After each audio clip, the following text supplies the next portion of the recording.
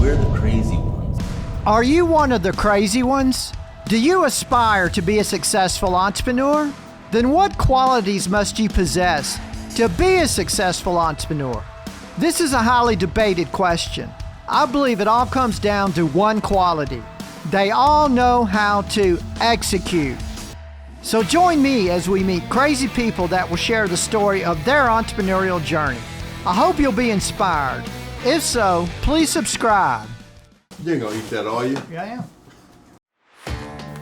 In this episode of An American Entrepreneur, we are going to meet a glass artist and an entrepreneur who just 3 months ago set up a new shop with his new business partner. The shop is called Denton Glass Station, and it's located 40 miles north of Dallas in Denton, Texas. The artist's name is Aaron Tate, so come join me as I'm sure you'll find his story very informative as well as inspiring. So this is a full workstation with tools and torches for shaping the glass.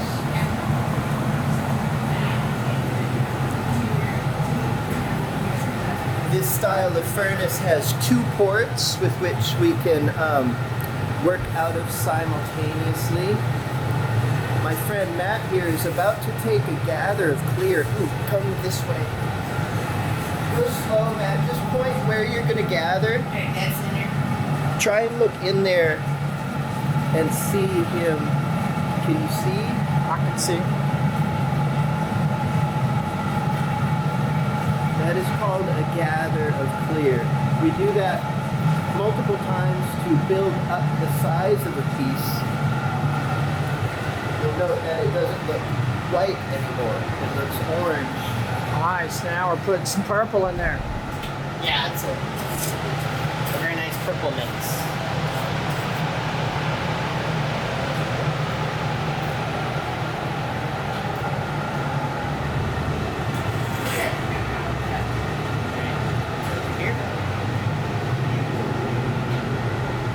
The marver is used to shape.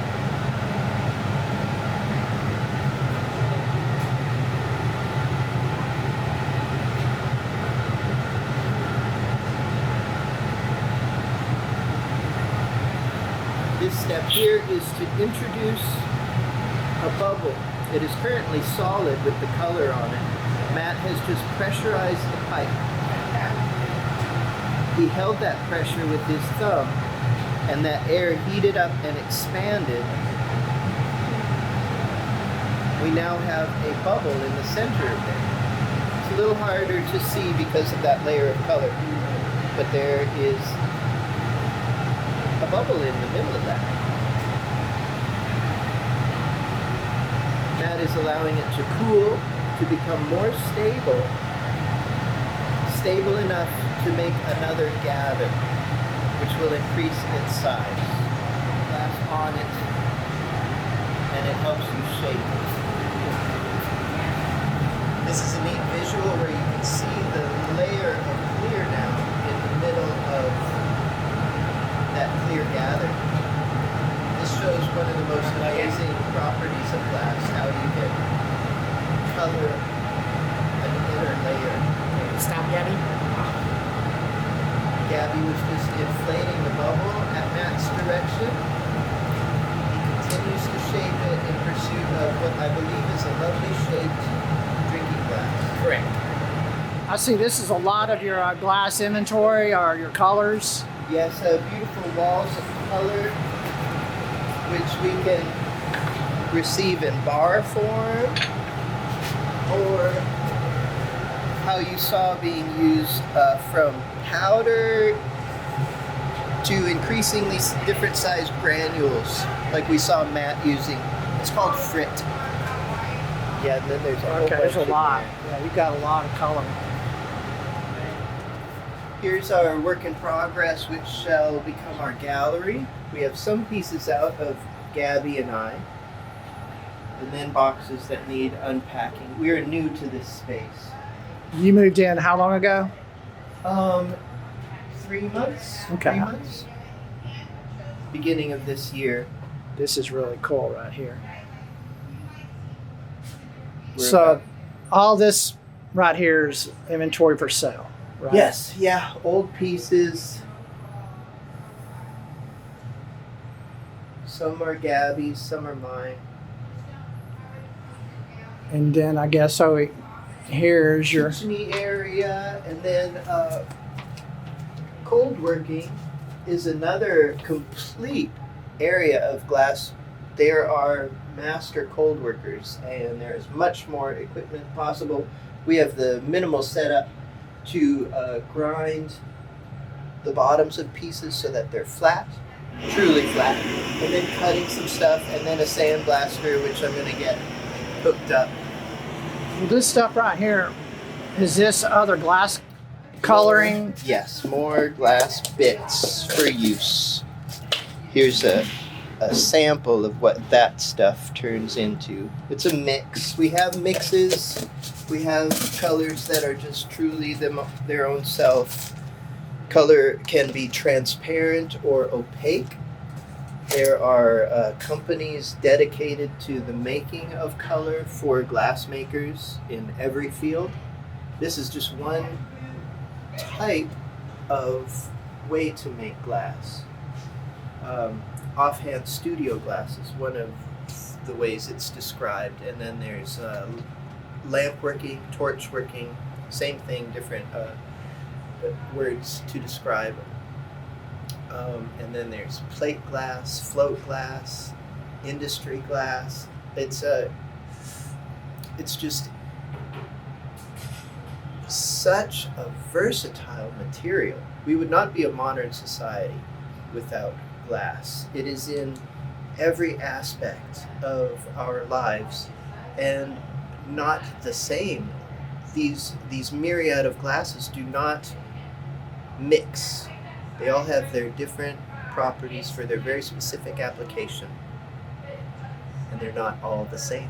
It's the most wondrous material. Cool, man. This is very, very cool. Well, introduce yourself and tell us about this business you started.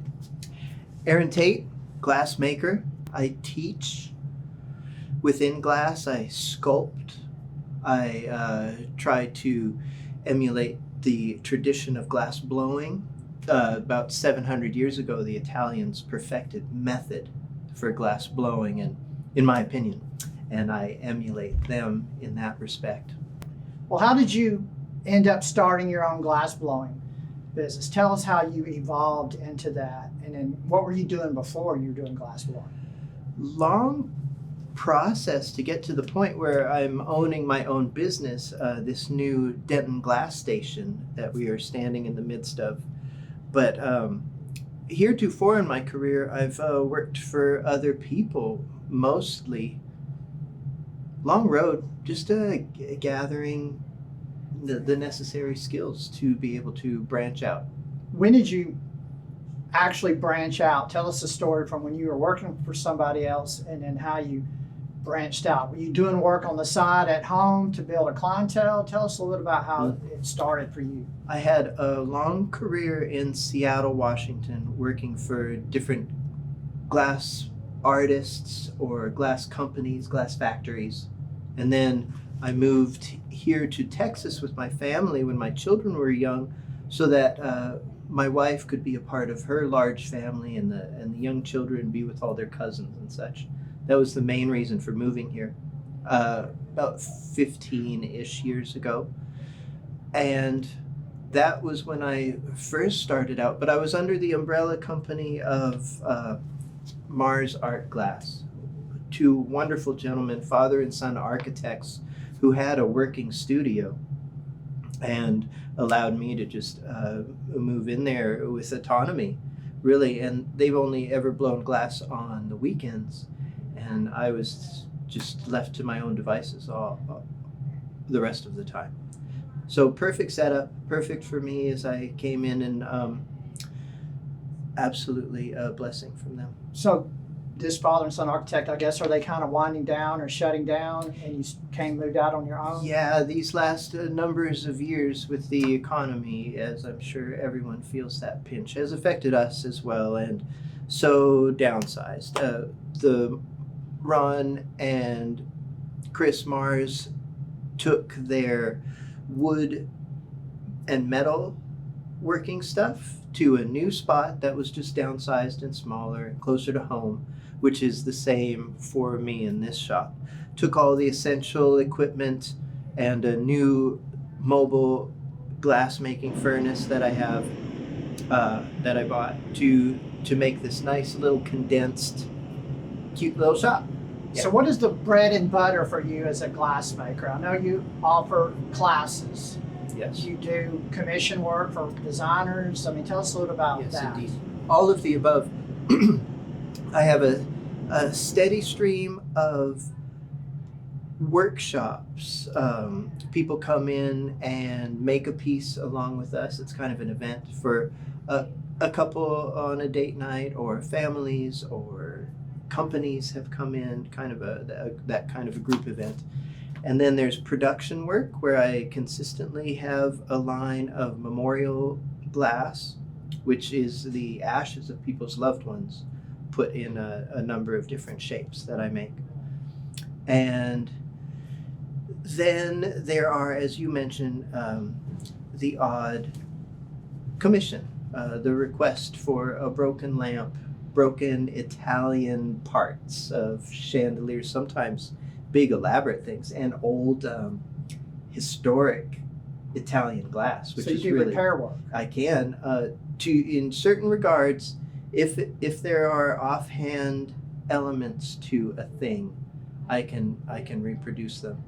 It's expensive though, and not always is it viable. I have people who want me to make a replacement. It's essentially a bowl for a lamp, but $300-400 for me to replicate a shape that some factory, they poop out 100 of them a day. It's, in some instances, it's just not worth having it done. Okay, and as far as your glass inventory, the pieces you make for the public, do you have a website where you sell those online, or they just come in? And of course, these are a few of them, because I know you just moved, so you still got a lot of stuff in all boxes. of that is but- being built. DentonGlassStation.com will just grow. That's who we are. There's Gabby Lewis is my partner. She makes some beautiful work. So as far as your inventory, you have these pieces here. As Mhm. I said, you've got a lot more pieces. And some of And this stuff is fine art. And then we make simple things, drinking glasses and bowls, and I run the gambit. There are not many sculptors who do. It's just a smaller Niche. niche. Yes. So this is, I guess you consider a sculpture. Mhm. Would this be considered a sculpture? Or No, more that's of a bowl? traditional Okay. blown glass. Yeah, Okay. a vase. But this is This is a is sculpture. a blown sculpture, and a blown sculpture, partially blown. Yeah, and these, unique to me, the molecules is a sculptural element that I have, as well as crystals, and tessuto, which is a thread. Stepping outside of the camera for one of these. Well, I bet that breaks easy. They can. These are 3 of my sculptural elements that I have struck upon. I have these called tessuto and thread. Tessuto is an Italian word for thread. There are the crystals, which I've added to many pieces in the past, and then there are these molecules, which can be added to all kinds of things to make them unique and just fantastic. If somebody wanted to get into glass blowing professionally, I guess, do you have the classes or training to get them from knowing zero to actually being a pro? Absolutely. I'm an authority on the making of glass, and I have taught people for many, many years, taking them from their first experience with it up to being competent glass makers, starting out on their journey. It's such a deep material that it is a lifetime pursuit. Something you never really stop learning. Indeed, it becomes more and more subtle and the glass teaches me. That's the wondrous thing of sculpture, is that there's, to compare and contrast, blown work. I mentioned earlier the Italians having, in my opinion, perfected method over 700 years ago for blown work. And there's a conceivable objective way to do every step properly with blown traditional glass. But then you get into sculpture, and sculpture is truly infinite in all of its variations, shapes. and then in that instance with the sculpture, it's so personal because you are learning things from the glass and from the experience, good or bad, having just making things. Well, how do you pick up new customers for not only students, but for your art glass to sell to designers, architects, or the general public? Every conceivable way, people seeing us, or I guess you're on thinking Facebook, to look. Instagram, and Yeah. a lot of postings and stuff like that. Yeah, could be improved, but Well, I know Denton Glass Station should get a proper footprint in the coming future, as I have the help of someone in that respect more competent than I. Yeah, you had mentioned that you're more of the artist side, and this partner you took on, Gabrielle, she's more of the business side, which to me is a great combination. Sometimes that's what you have to do as an artist, but she's also a really competent glass.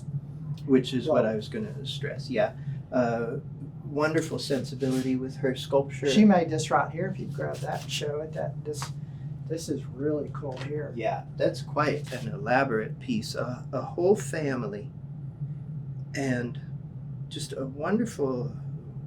If you decide, okay, I want to be a good glass blower, and I know it's infinite, it never really ends, but how long does it take if you were doing it regularly to be totally knowing nothing to a fairly competent person that can make some cool stuff? I guess it just depends on 7-ish years, Okay. 5 to 7-ish years. You'll enjoy the pursuit of the things you make up until that point. But personally, and I've heard a similar timeline from others, I didn't like anything I made until about 7 years. Then I was saying, oh, well, that's decent. I'm doing what I've learned with enough competency to say, okay, that's a good vase.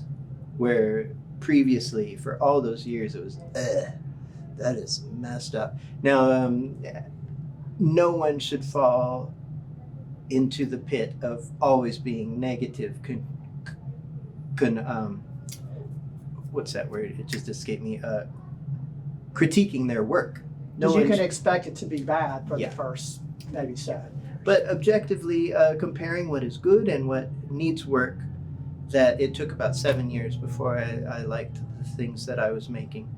10 years until I found my voice in glass, feeling like I Is had that your ideas. style? I guess when you say your voice, your style. Thinking what from you an create? artistic point, not the equivalent vibe, of writer's block, not knowing what kind of art I wanted to make.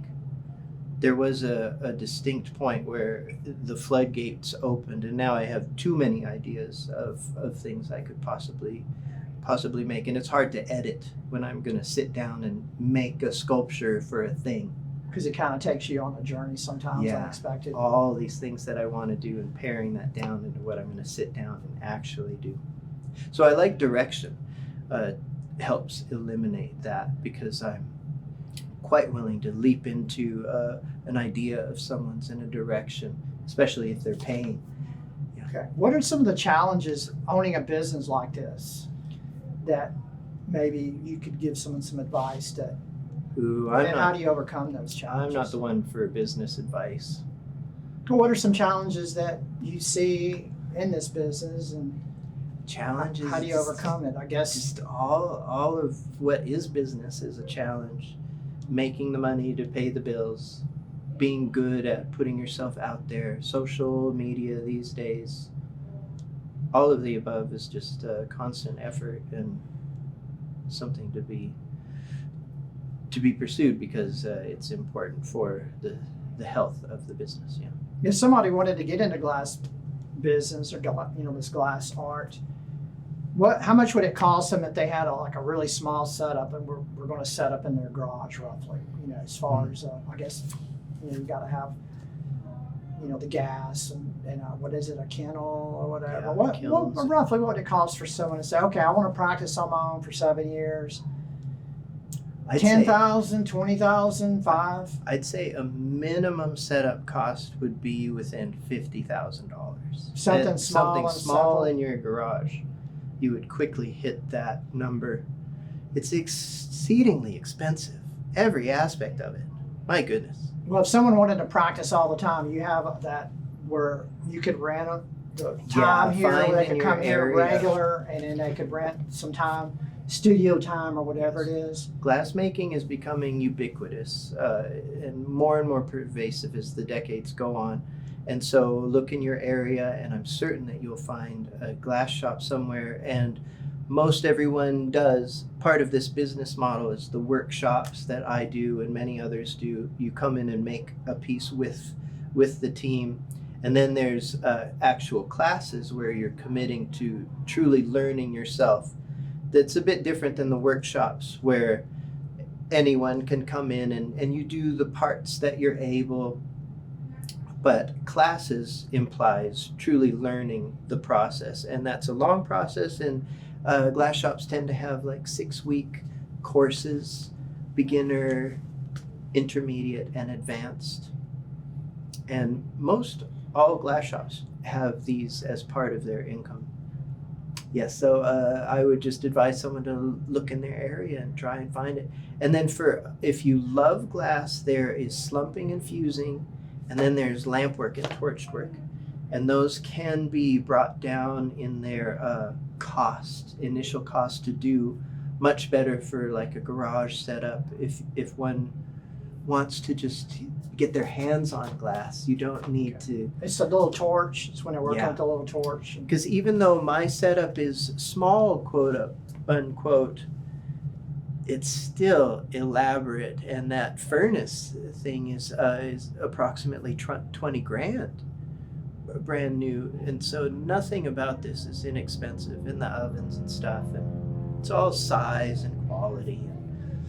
As far as people requesting some type of a glass piece, what is the most common thing people request through the years you've been doing this? The aforementioned lamp that isn't worth repairing. There's just this simple, really quite generic glass top to some lamp or sconce that is broken, and they want to repair it. And then it's some crazy shape that the factory that makes them are set up to make. Or And maybe no longer in business now, I guess. true, possible. And then they want me to reproduce it, and I first have to figure out how to make it, because a lot of things are apparently easy, but you really have to decode and figure out the steps to having made it. And then many times it just turns into not being worth it. Making glass to spec is exceedingly difficult. This vase I could make all day long, but the moment I have to have this at a very specific internal and external diameter with also height, oh my goodness. And then you're just measuring and doing a little move and measuring and doing.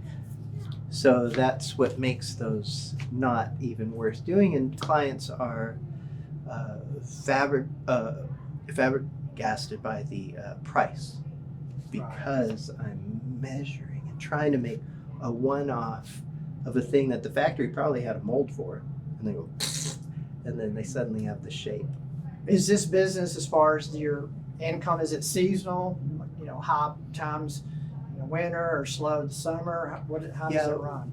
We are affected by seasonal ebb and flow of clients. It's the general one of before Christmas and after Christmas. It's that kind of. How about the summer?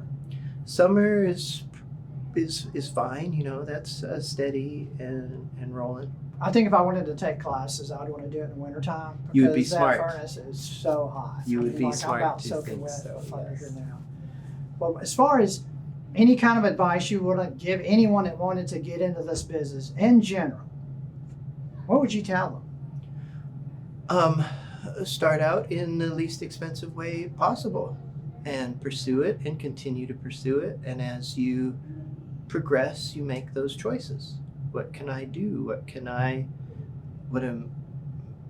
What is available to me and their specific experience. Just out of curiosity, what is that noise? What do they It's do? a big torch, a propane torch. Okay. Sounds like a jackhammer. I'm not kidding. I was like, what the heck? I thought maybe you had a neighbor of this suite that does auto repair or something. We do have them, and there's banging. But yeah, that's the sound of a big old propane torch. So I guess your biggest cost besides your rent would be your gas bill. Natural gas, yes. We're waiting on our first bill to see whether we are shocked at its expense or moderate good price. Now I know you never turn it completely off, right? You turn it No. way down at Yes. night, and then you fire it back up when you get here. Aaron, I appreciate you taking time out of your weekend to let us come in and share your story and inspire others. I thank you so much. A pleasure. Thank you for coming. I think the biggest takeaway Aaron shared with us is how he recognized the fact that his weakness is business development and marketing. To close that gap, he teamed up with a partner who not only is a very talented glass artist, but skilled in business development. So don't think you have to have all the skills to become a successful entrepreneur. Many people team up with someone who has the talents they are lacking. It doesn't have to be a partner, it can also be an employee. I hope you enjoyed watching this video and it added value to your entrepreneurial endeavors. I'm Curtis Mulberg, thanks for watching, and I'll see you again soon.